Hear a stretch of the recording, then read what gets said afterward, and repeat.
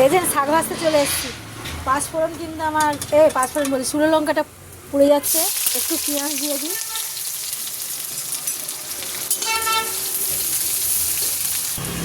এবার রসুন দেখেন থেতো করে রেখেছি, ভাবলাম কেটে তো সকালে করেছি, তাই বন্ধুদেরকে একটু করে দেখাই কী কী বানাচ্ছি। এবার পেঁয়াজ রসুনটা লাল হয়ে গেল, একটুখানি হয়ে যাক। আমি কিন্তু পেঁয়াজ আর রসুনের মধ্যে না লবণ দিয়ে দিলাম, কেন বলুন তো? শাকটা তাড়াতাড়ি হয়ে যাওয়ার জন্যে। এই যে লবণটা দিলাম, আমার সব ভাজা হয়ে গেছে। এবার আমি দেখেন শাক ধুয়ে ছেঁকে রেখেছি, দোকানে শাক ভাজা করছি। আপনাদের তো বলি যে আমার কিন্তু নতুন দোকান, আমার সেরকম হোটেলে সেরকম রান্নাবান্না হয় না, সব অল্প অল্পই হয়, একটু একটু করে। মাছের টকটা করে ফেলেছি, দেখাতে পারলাম না কেননা অনেক বড় লং হয়ে যাবে। দেখেন মাছের টক রসা হয়ে গেছে। এদিকে শাক ভাজছি, কতগুলো রান্না দেখাবো একসঙ্গে। এতে যদি নুন দিয়ে দেন বন্ধুরা, এ দেখেন নাড়াতে মানে শাক আমি এখনও দিচ্ছি, এরকম এরকম করে দিচ্ছি। দেখেন শাক কিন্তু মজে গেল, তাড়াতাড়ি রান্না হয়ে যাবে, দেখবেন এক্ষুনি আমার হয়ে যাবে। দেখতে থাকুন, অনেকগুলো তো রান্না করি, লংও হয়ে যায়। লং হলে তো সবাই ব্যস্তর মধ্যে কেউ দেখতে চায় না, ভিডিও টেনে দেয়, এই ভেবে দেখতে থাকুন। দেখেছেন বন্ধুরা, আমার কিন্তু গরমা গরম শাক ভাজা রেডি হয়ে গেছে। এবার এটা খালি করে নিই, তারপর আরেকটা বসাতে হবে। জানেন বন্ধুরা, পেঁয়াজ কিন্তু লাল হয়ে গেছে, পেঁয়াজ লাল হয়ে গেছে। তো এবার কিন্তু আমি রসুন দিলাম, এ দেখো এতটা রসুন দিলাম, এর বেশি দেবো না। কী বানাবো বলো তো? ওই শুটকি মাছটা বানাচ্ছি, ঝাল করছি। ওই যে বললাম একজন বানাতে দিয়ে গেছে, নিয়ে যাবে। এদিকে শুটকি মাছটা হালকা ভেজে নিয়েছি, গরম জলে ভিজিয়ে রেখেছিলাম, একদম মাছ নরম হয়ে গেছে। আর এদিকে একটু আলুটাও ভেজে নিয়েছি, আর কৌটোটাও বের করে নিয়েছি, করে তুলে দেবো, কেন কাস্টমার লেগে গেলে আপনার দাদাভাইরা খায় না তো, চিৎকার করছে। তাড়াতাড়ি বানিয়ে সরিয়ে দিতে হবে। রসুনটা ভাজা হয়ে গেছে, একটু হলুদ লঙ্কা জিরে গুঁড়ো সব দিয়ে দিয়ে তারপরে দেখাচ্ছে হলুদ লঙ্কা গুঁড়ো আর টমেটো আর একটু কুচানো কাঁচা লঙ্কা আমি দিয়ে দিলাম, যাতে খেতে ভালো লাগে বলে। এবার আমি এটা কষিয়ে নেব, কষিয়ে নিয়ে আলুটাও তো ভাজা হয়ে রেখেছি, গলে গেছে, খালি কষিয়ে নিই। একটু লবণ দিয়ে দিয়েছি, বুঝেছেন? এবার আলুটা দিয়ে দিচ্ছি, ভাজা আলুটা দিয়ে দিই। শুটকি মাছটা দিচ্ছি একটু বাদে দিচ্ছি, কেন মশলাটা আলুর মধ্যে ঢুকে যাবে। দারুণ সেন্ট বেরিয়েছে, একদম জবরদস্ত। এই জন্য ফটাফট করছি। মশলাটা একটু বেশি হয়েছে, কেননা ওনারা একটু মশলা মশলা খাবে বলেছে, এই জন্যেই। বন্ধুরা এবার কিন্তু আমি এই মাছটা দিয়ে দিলাম,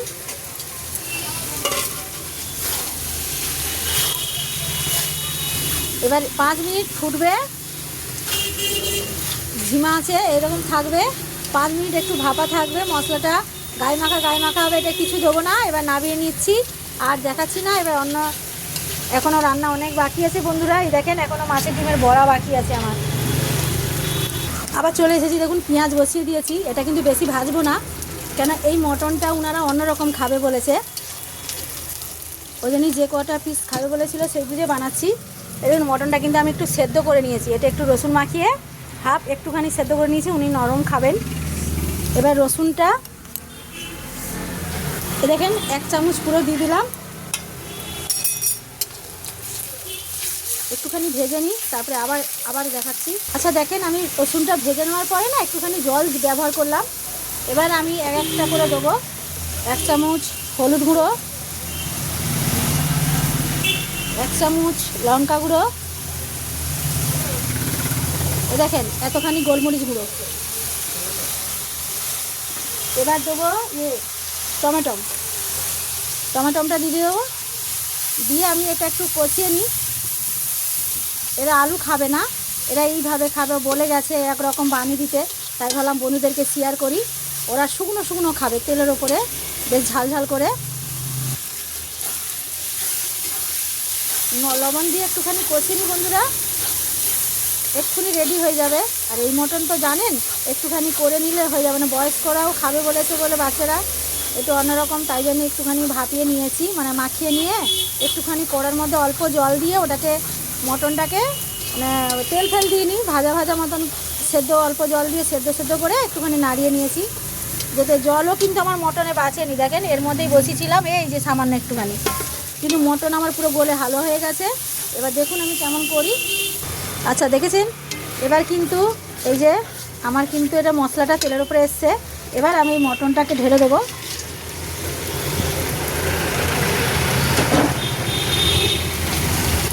মটনটাকে ঢেলে দিলাম। এবার 10 থেকে 15 মিনিট আমি এটা এরকম এই আঁচে, জল দেবো না, আমি ঝিমা আঁচ করে দিয়েছি একদম।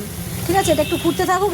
দেখেছেন বন্ধুরা, একদম কিন্তু এরকম হবে, হয়ে গেছে একদম মটন, মানে ভাজা ভাজা বলতে পারেন, কষা না, আলু ছাড়া। এবার আমি একটু গরম মশলা অল্প দিয়ে দিলাম, আমার কিন্তু রেডি হয়ে গেছে।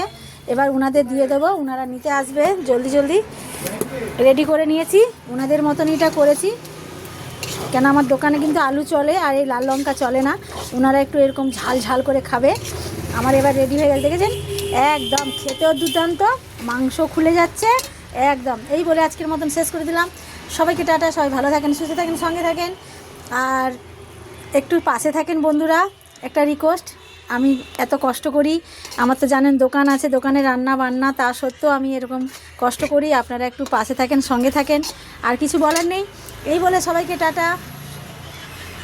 আজকের মতন এইটা, আবার আগামীকাল দেখি আমি কি আবার আনি কাজের মধ্যে।